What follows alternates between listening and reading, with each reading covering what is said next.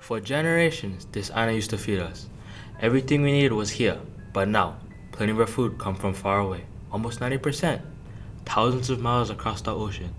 We get so dependent on the ships for bringing us food, and then get one storm, one broke supply chain, Bombay get no more food.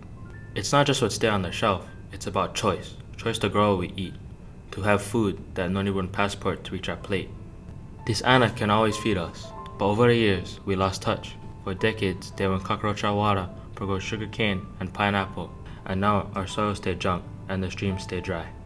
Now get choke challenges, climate change making no more rain, plenty of new buildings taking over, using all the water. No can, now get plenty pilikia. But no worries, we still get one chance. We see the power of what happens when we put the vibe back in our streams, enrich the soil, and plant the kind ono food like that. So not even rely on the mainland. Can give our community plenty of good options grown in our backyard. This is more than just farming. It's about bringing pono back to our islands.